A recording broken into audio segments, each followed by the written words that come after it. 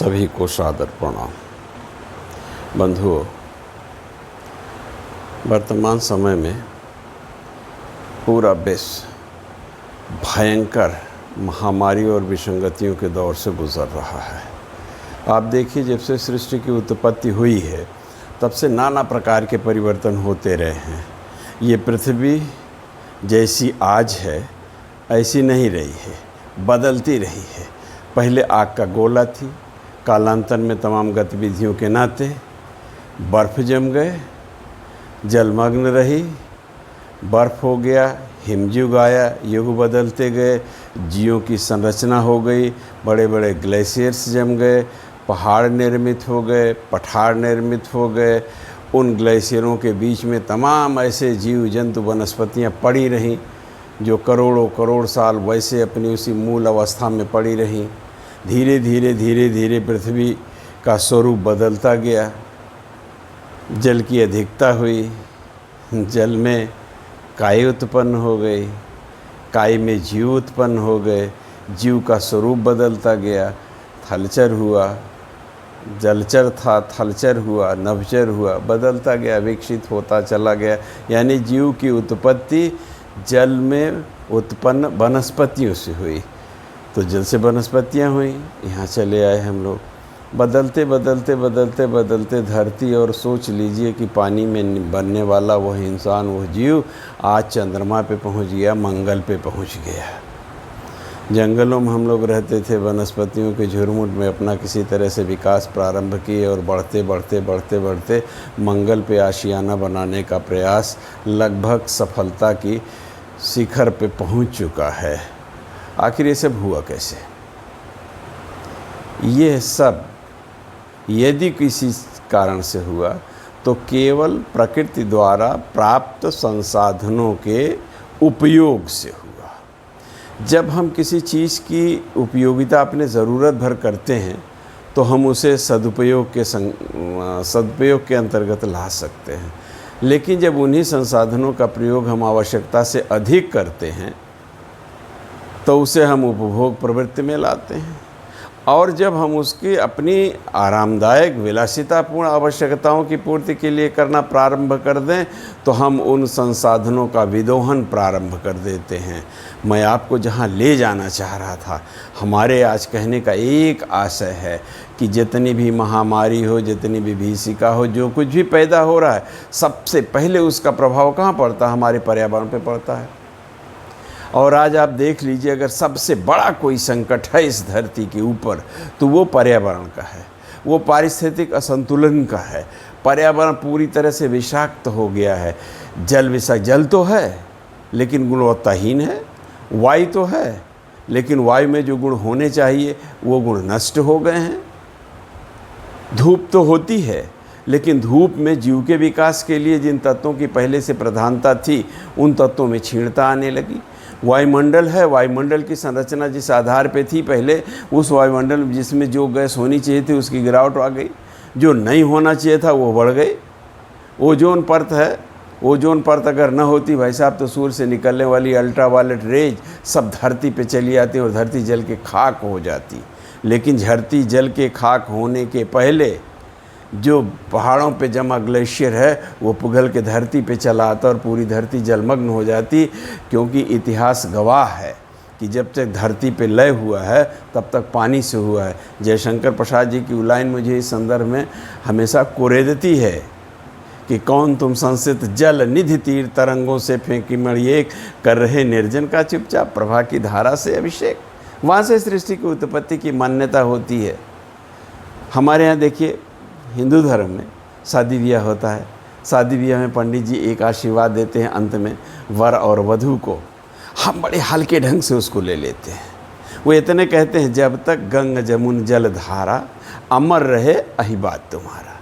कह देते हैं, हम सुन लेते हैं, सारे लोग सुन लेते हैं, लेकिन भाई साहब इसके पीछे बड़ा गूढ़ रहस्य छिपा है कि जब तक गंग जमुन जल धारा, गंगा और जमुना ये निकलने वाली नदियाँ जो निकलती हैं ये ग्लेशियर से निकलती हैं, और जिस ग्लेशियर से निकलती हैं उस ग्लेशियर की निचली सतह पिघलने के लिए सूर्य को इतना तपना पड़ेगा कि उसके तपन से धरती का एक भी कण बचेगा ही नहीं, पूरी धरती राख हो जाएगी। तब तक हमारी गंगा और यमुना कि नदियों में जल प्रवाह शिथिल नहीं होगा, बल्कि और बढ़ जाएगा, और उसी पिघले हुए जल के नाते धरती जलमग्न होती है।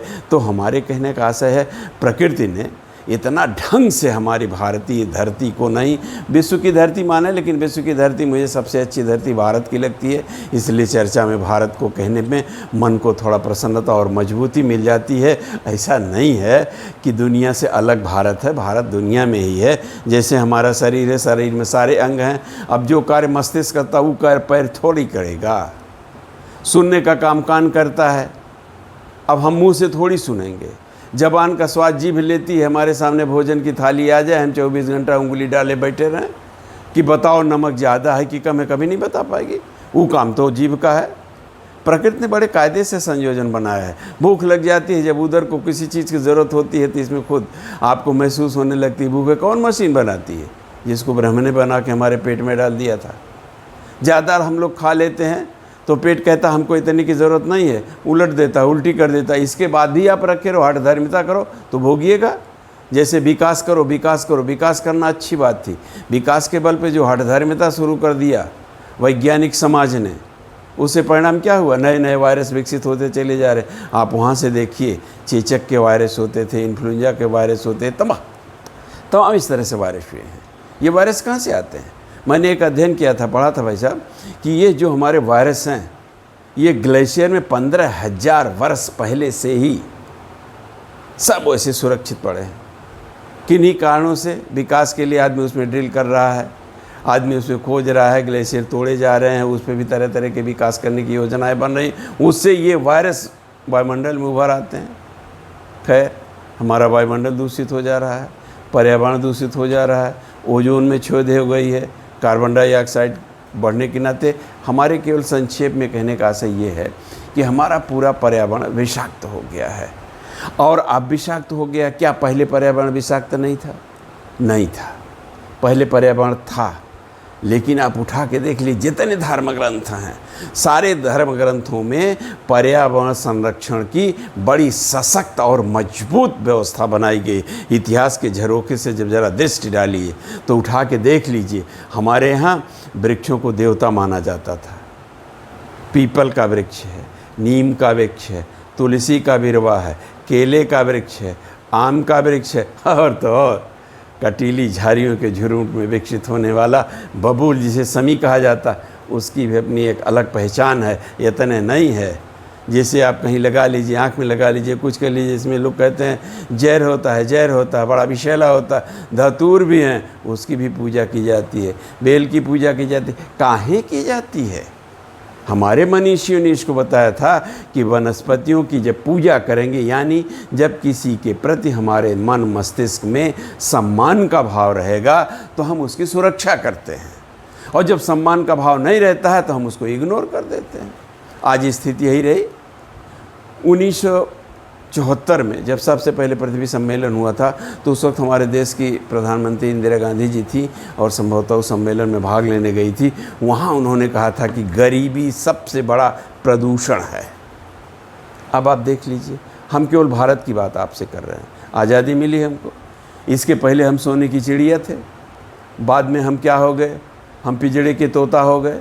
जो पढ़ा दिया गया वही हमको बोलना था। हमारे संसाधन दूसरे के हो गए।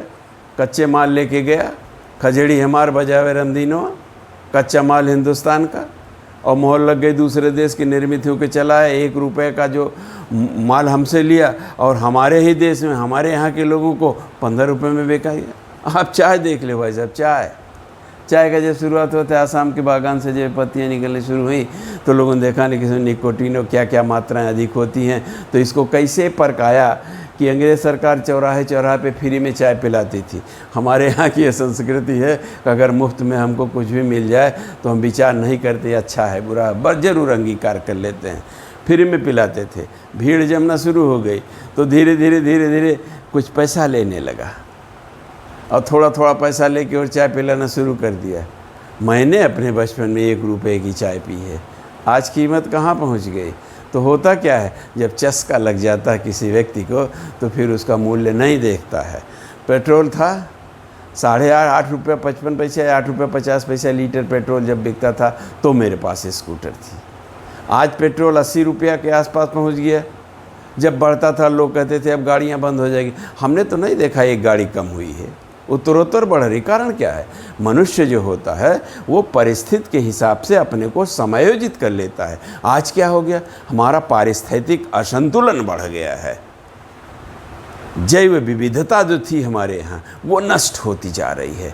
तो आज तो ज़्यादा नहीं हो पाएगा इसमें, लेकिन इतनी सी बात आपसे कह रहे हैं कि हम देश को सुरक्षित रखने के लिए, स्वयं को सुरक्षित रखने के लिए, आने वाली पीढ़ी को सुरक्षित के लिए पर्यावरण का संरक्षण बहुत ज़रूरी है।